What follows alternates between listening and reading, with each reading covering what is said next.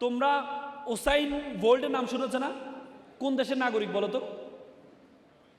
কোন দেশের নাগরিক? জ্যামাইকা। জ্যামাইকার প্রধানমন্ত্রীর নাম তোমরা জানো? প্রেসিডেন্টের নাম তোমরা জানো? জানো না, কিন্তু উসাইন বোল্টের নাম জানো। একটা দেশ, একটা ব্যক্তি একটা দেশকে পরিচিত করেছে। কি করেছে উসাইন বোল্ট? কি করেছে? 9.58 সেকেন্ডে 100 মিটার দৌড় দিয়েছে। 9.58 সেকেন্ডে পুরো পৃথিবীর ইতিহাস পরিবর্তন করে দিয়েছে। এই 9.58 সেকেন্ড, 10 সেকেন্ডের কম এই সময়ের জন্য লক্ষ লক্ষ সেকেন্ড সে ব্যয় করেছে। লক্ষ লক্ষ সেকেন্ড। তার জীবনীতে দেখা গিয়েছে একবার সে বলেছে তার একটা খুব পছন্দের একটা গার্লফ্রেন্ড ছিল, তার পছন্দের একটা মেয়ে ছিল, সে খুব পছন্দ করত। কিন্তু সে যখন দেখলো এই মেয়েকে পছন্দ করতে গিয়ে মেয়ের সাথে সময় ব্যয় করতে সে তার স্বপ্ন বাস্তবায়ন করতে পারবে না, তখন মেয়েকে একদিন ডাকলো, ডেকে এনে তার সাথে ব্রেকআপ করে দেয়। বলে যে তোমার সাথে আমি সম্পর্ক কন্টিনিউ করতে পারবো না। বলছে কেন? তুমি হচ্ছে আমার স্বপ্ন, আমাকে স্বপ্ন বাস্তবের জন্য সবচেয়ে বড় বাধা।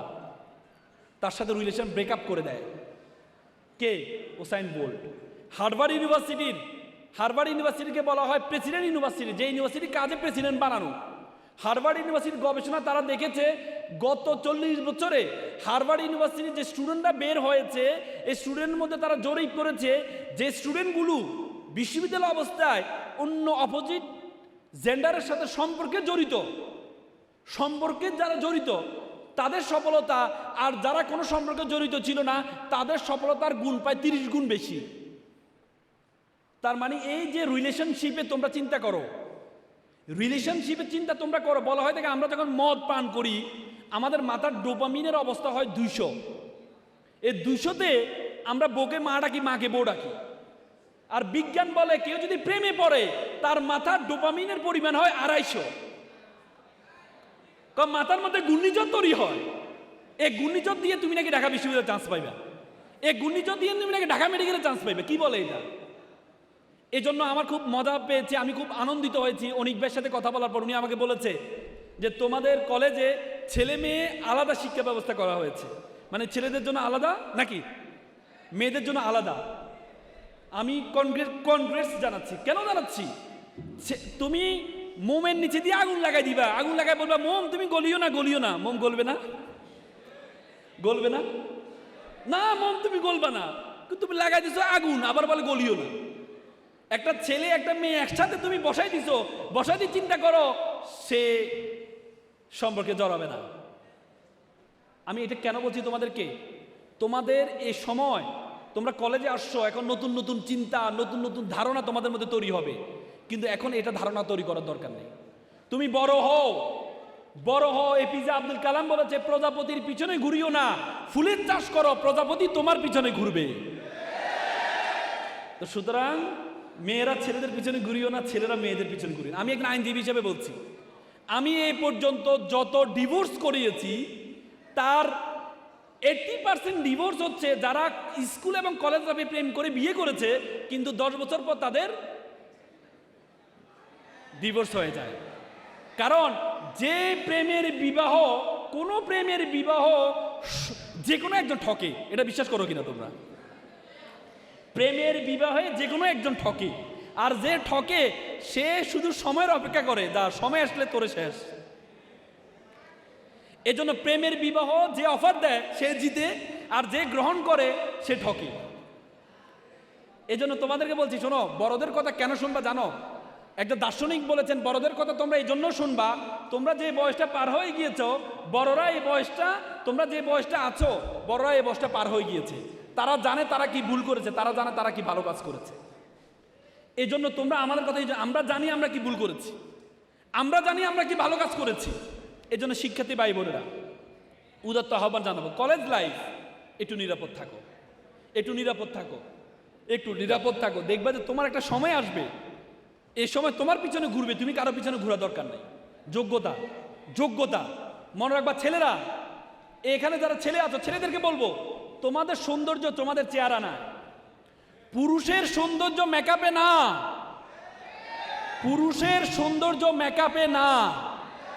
পুরুষের সৌন্দর্য হচ্ছে টাকা। প্রতিদিন সকালে উঠে ক্রিম লাগাইলা, ঘুমাইতে গেলে ক্রিম লাগাইলা, এ সৌন্দর্য দিয়ে কিচ্ছু করতে পারবা না। তোমাদের সৌন্দর্য হচ্ছে কিসে? টাকা। আর টাকা কি এমনি চলে আসবে? এমনি চলে আসবে? হ্যাঁ, এমনি আসবে, কিন্তু যে আসবে, যে টাকাটা আসবে, এ মানুষের গালি শুনতে হবে, চাঁদাবাজ বলবে মানুষ। যোগ্যতা অর্জন করো, যোগ্যতা অর্জন করে টাকা ইনকাম করো। মেয়েরা, তোমাদেরকে বলি, আমি ছোট একটা এক্সাম্পল দিই। তোমরা অনেক সময় হতাশ হও যে আল্লাহ আমাকে কালো বানাইছে, আমাকে দেখতে সুন্দর বানায় নাই। আমার বান্ধবীরা দেখতে সুন্দর, সে লম্বা, আমাকে আল্লাহ টাকাও দেয় নাই, পড়াশুনোও দেয় না, আল্লাহ আমাকে কি দিছে? জীবন রেখে লাভ নেই। একবার একটা ছেলে প্লে বয়, দেখতে খুব সুন্দর, সবসময় মেয়েরা তার পিছনে ঘুরে। এখন মেয়েদের সময় দিতে দিতে সে আর পড়াশোনা করতে পারে নাই। যেহেতু পড়াশোনা করতে পারে নাই, পড়াশোনা করতে টাকা পয়সা ইনকাম করতে পারছে না, এখন কি করতে হবে? বয়স পার হয়ে যাচ্ছে, বিয়ে শাদী করতে হবে, পরবর্তী জেনারেশনের জন্য বিয়ে শাদী করতে হবে। তখন বন্ধুদেরকে বল, বন্ধু বিয়ে শাদী করা দরকার, বয়স তো পার হয়ে গেছে। বলছে বিয়ে শাদী করবা, বিয়ে শাদীর জন্য টাকা লাগবে, টাকা পাবা কই? টাকা তো নাই, কি করবো? বলছে এক কাজ করতে, একটা চাকরিজীবী মেয়ে বিয়ে কর। চাকরিজীবী মেয়ে বিয়ে করবো? তার টাকা দিয়ে তুই চলতে পারবি। পরবর্তীতে সে একটা মেয়ে পেল, বন্ধুদেরকে বলবো, বন্ধু চল একটা মেয়ে দেখতে যাব। সবাই তো ভাবছে অনেক সুন্দরী একটা মেয়ে সে পেয়েছে। সবাই গিয়ে দেখে যে মেয়েটা কালো। বন্ধু মেয়ে তো কালো। যা বেটা, নদীর জল ঘোলা ভালো, জাতের মেয়ে কালো ভালো। একটু পরে দেখে যে মেয়েটা টেড়া। বন্ধু মেয়ে তো টেড়া। যা বেটা, এটা লক্ষ্মী টেড়া। তার মানে মেয়ের যতগুলো অযোগ্যতা, যতগুলো উইকনেস আছে, শুধুমাত্র যোগ্যতার কারণে প্রত্যেকটা উইকনেস ইউনিকনেসে পরিণত হয়েছে। তো শুধু তুমি যদি ভাবো তোমার আল্লাহ ভালো চেহারা দেয় নাই, সৌন্দর্য দেয় নাই, তোমাকে এই জীবন রেখে লাভ নাই। না, তুমি যোগ্যতা অর্জন করো। দেখবা আমাদের যত সরকারি কর্মকর্তা আছে, আমরা কোর্টে দেখি যত মেয়ে জাজ আছে, দেখতে এত সুন্দর না, কিন্তু সবাই তাকে স্যার স্যার ডাকে। কেন ডাকে জানো? কেন ডাকে জানো? তার যোগ্যতার কারণে। যোগ্যতা শুধু চেহারা দিয়ে হয় না, যোগ্যতা শুধু চেহারা দিয়ে হয় না। এ চেহারা তোমার সৌন্দর্য সবসময় থাকবে না, কিন্তু তোমার যোগ্যতা সবসময় থাকবে। ছেলেমেয়েরা, তোমাদেরকে বারবার বলছি, তুমি যদি যোগ্য হও, পুরো পৃথিবী তোমার সাথে অ্যাডজাস্ট করবে। আর তুমি যদি ব্যর্থ হও, পুরো পৃথিবীর সাথে তোমাকে অ্যাডজাস্ট করতে হবে, পুরো পৃথিবীর সাথে করতে হবে।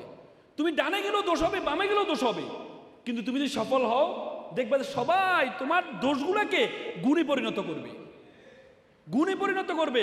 তুমি যদি ব্যর্থ হও, তোমার সুটেড বুটেড এটা পরিহাসে পরিণত হবে। আর তুমি যদি সফল হও, তোমার ছেঁড়া পাঞ্জাবি ইতিহাসে পরিণত হবে। তো সুতরাং সবসময় আইফোন নিয়ে চলাফেরা করো। হ্যাঁ বাবা, একটা আইফোন নিয়ে হাঁটো।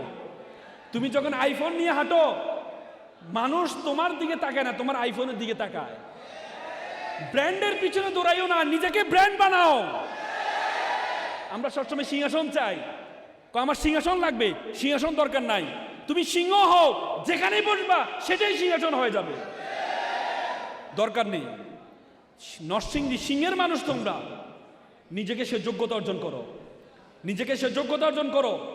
যদি তুমি যোগ্যতা অর্জন করতে পারো, তাহলে দেখবা যে প্রত্যেকটা জায়গায় তোমার সম্মান অন্যরকম হয়ে যাবে।